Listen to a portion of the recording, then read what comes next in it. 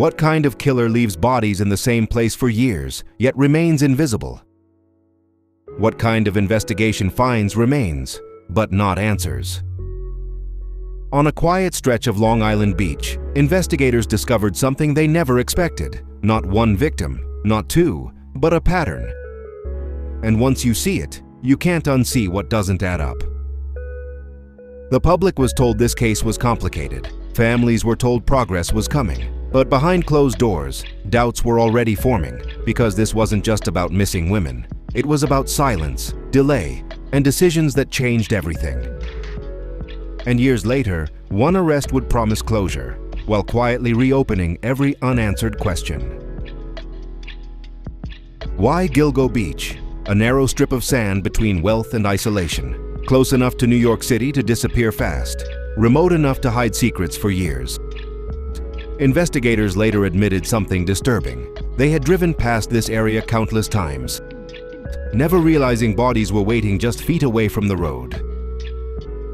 The official story says the location was random. Critics disagree. They argue the site suggests familiarity, comfort, even confidence.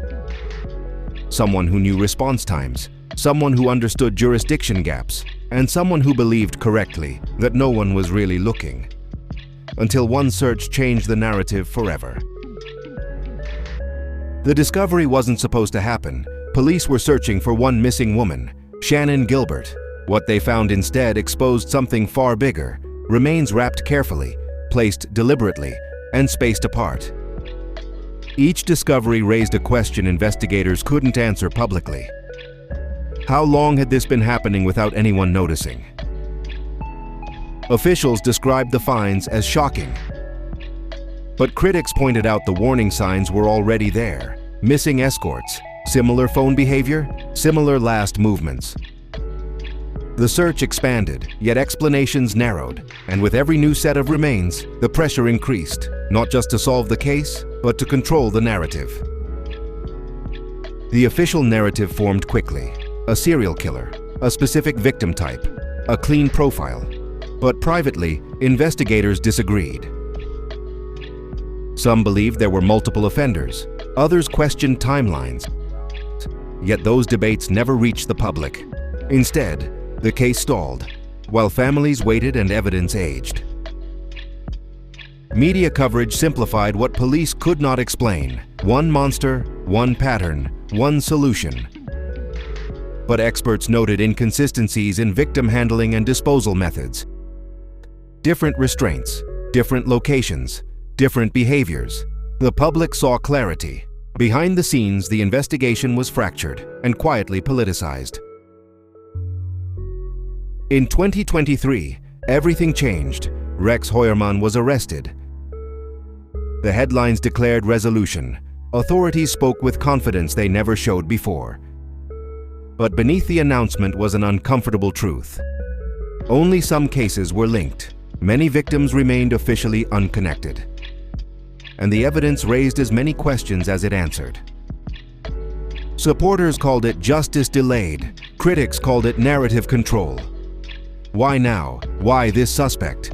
And why were earlier investigative failures suddenly absent from the conversation?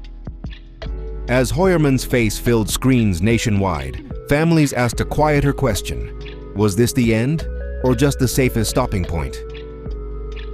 Why did this case begin with a woman police said was never murdered? Shannon Gilbert vanished after a frantic 911 call. She said someone was after her. Then she disappeared into the dark. Authorities called it an accident, but critics argue her death exposed everything investigators tried to avoid. Patterns, locations, and a system unprepared to listen. For years, Shannon's case was separated from the others. Different explanation, different urgency. Yet her disappearance triggered the search that uncovered the remains along Gilgo Beach. Without Shannon, the bodies may never have been found. The question remains uncomfortable. If her fear was dismissed, what else was ignored before and after that night? The investigation did not stall by accident. Critical years passed with limited progress. The FBI was kept at a distance. Searches stopped early. Families pleaded publicly while decisions were made privately.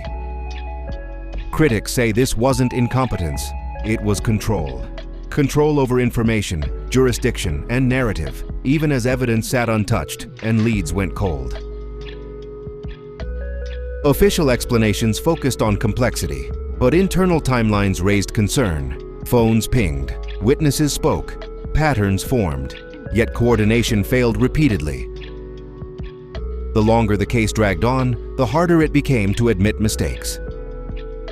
And the investigation shifted from finding truth to managing fallout, a move that would later haunt every announcement of progress. Television demanded clarity, one killer, one profile, one explanation, but experts disagreed quietly. Victims differed, methods varied, locations expanded. Some argued this was never a single story, but several overlapping ones, yet nuance doesn't hold headlines. And as media simplified the case, public understanding narrowed instead of deepening. Every broadcast reinforced certainty, serial killer confirmed, danger contained, but certainty came without transparency. Questions about victim grouping went unanswered. Contradictions were reframed as coincidences. By the time doubts resurfaced, the narrative was fixed, and anyone challenging it risked appearing conspiratorial, even when relying on documented inconsistencies. When Rex Heuermann was arrested, officials spoke with rare confidence. DNA evidence, phone records, behavioral patterns, but the charges were selective. Only certain victims were included. Others were left in legal limbo. Supporters saw precision, critics saw containment, solving enough to stop questions without reopening older investigative failures. Heuermann fit part of the profile, not all of it. Timelines overlapped imperfectly, disposal methods differed, geography raised concerns, yet the arrest reframed the entire case overnight. From unresolved mystery to near closure, the public moved forward. Families of unlinked victims remained behind, asking whether justice had finally arrived or simply paused. If Rex Heuermann is guilty, why do so many cases remain officially separate? If he isn't, why did the investigation narrow so suddenly? Why were early warnings dismissed? Why were experts sidelined? And why did transparency arrive only after public pressure peaked? These questions persist because they were never resolved, only delayed. The official story promises answers in court, but history suggests otherwise. Trials focus on charges, not failures. Convictions don't explain years of silence, and closure doesn't equal truth. As long as victims remain unnamed and evidence remains unexplained, the Gilgo Beach case endures, not as a solved crime, but as a test of whether justice stops where accountability begins. The indictment named specific victims and quietly excluded others. Authorities said the evidence differed, but critics noticed something else. Some victims disappeared during periods Heuermann could not easily explain. Others matched the broader pattern, but not the legal strategy. By narrowing the case, prosecutors strengthened their argument, while leaving unresolved deaths suspended in uncertainty. This separation reshaped public memory. Linked victims were seen as real. Unlinked victims became footnotes. Yet families argue their loved ones were discarded twice, once by a killer, and again by a system prioritizing convictions over completeness. The question lingers. Were these exclusions about truth or about avoiding courtroom risks tied to earlier investigative missteps? Before Heuermann, there were other names. Witnesses described suspicious vehicles. Phone data traced burner patterns. Tips poured in. Some were logged. Others vanished into paperwork. Years later, detectives admitted certain leads were never fully pursued. Not disproven, not eliminated, simply overtaken by shifting priorities and administrative hesitation. Supporters say this happens in complex cases. Critics disagree. They argue early momentum matters most, that delays distort memory, degrade evidence, and protect perpetrators. By the time technology caught up, context was gone, and when investigators finally circled back, the trail no longer led outward. It led inward, toward damage control and narrowed accountability. Behavioral profiles shaped expectations early. The killer was described as methodical, controlled, local, but real behavior rarely stays consistent. Some victims were restrained differently. Some were placed differently. Experts warned against forcing evidence to match theory, yet once a profile hardens, contradictions stop signaling danger. They start being explained away. Heuermann matched enough traits to satisfy the model, but enough is not the same as complete. Critics note profiles guide investigations. They shouldn't conclude them. When behavior diverges, it may signal multiple offenders or evolving patterns. Instead of reopening questions, the investigation tightened its frame, treating deviation as noise rather than information. Prosecutors are trained to minimize uncertainty. They pursue what they can prove, not what raises uncomfortable history. In this case, that meant focusing narrowly. No public reckoning for early failures. No courtroom exploration of delayed FBI involvement. The legal process promised justice for some, while structurally avoiding questions that could undermine confidence in the institutions involved.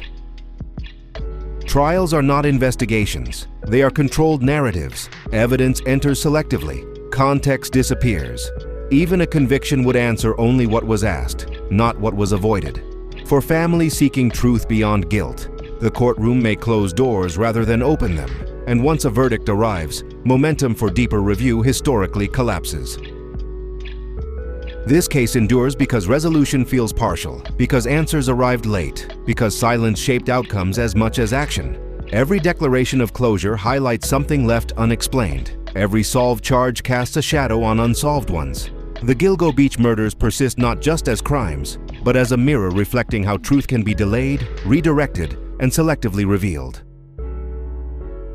If Rex Heuermann is responsible for all of it, proof must still connect the missing pieces. If he is not, narrowing the story risks burying other truths permanently. The unresolved question remains simple and uncomfortable. Did this investigation uncover the full reality, or only the version that could survive scrutiny without reopening the past? As scrutiny increased, attention turned inward. Leadership decisions were questioned. Timelines were reviewed. And uncomfortable overlaps emerged between the investigation and internal police misconduct scandals. Critics argue this overlap explains the hesitation, the delays, and the resistance to outside agencies. Solving the case risked exposing something larger, not just a killer, but institutional negligence. Officials deny any connection. They insist failures were procedural, not intentional. But critics ask why key decisions were centralized under leadership later convicted of unrelated corruption, why information flow stalled, why oversight vanished. Whether intentional or not, the result was the same. An investigation shaped as much by self-protection as by pursuit of truth. For families, closure was never a press conference. They tracked timelines themselves, compared notes, asked questions investigators wouldn't. Some welcomed the arrest, others felt erased by it. When the narrative narrowed, their loved ones vanished from headlines again, uncharged, unnamed, and unresolved within the official version of justice. Grief does not accept partial answers. Families want consistency, not convenience. They want explanations for delays, exclusions, and silence. Each unanswered detail feels deliberate. Each omission feels final. As attention shifts to court proceedings, many fear the deeper questions will never be addressed, because legally, no one is required to answer them. Years later, expert opinions remain divided. Some believe the evidence will expand. Others believe the case has already narrowed too far. Disagreement centers on victim grouping, behavioral evolution, and geographic logic. Consensus never formed, only dominance of one explanation. In unresolved cases, dominance often replaces truth, especially when alternative theories threaten institutional credibility. Disagreement is not weakness. It is a warning. When experts stop questioning, investigations stop evolving. Here, evolution stalled early. The arrest redirected focus away from foundational errors. As debates continue quietly, the public hears certainty, even though the people closest to the evidence still don't share it. Courtrooms answer limited questions: guilt or innocence, admissible evidence, specific charges. They do not answer why warnings were missed, why searches stopped, why years passed without coordination. Even a conviction will leave gaps untouched, because trials are designed to conclude, not to explain systemic failure. Once a verdict is reached, history often freezes. Appeals may follow, but deeper reviews rarely do. Mistakes become footnotes. Accountability fades. The legal process will decide Rex Heuermann's fate, but it cannot resolve whether the full truth was ever pursued or whether justice was shaped to fit what could be proven safely. If this case is truly solved, why does it still feel unfinished? Why do timelines fracture instead of align? Why do explanations arrive only after pressure peaks?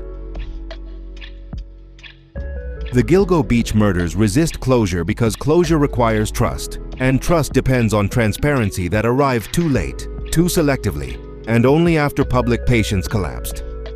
The final question is not who was arrested, it is what was lost before that moment. Lost time, lost leads, lost confidence.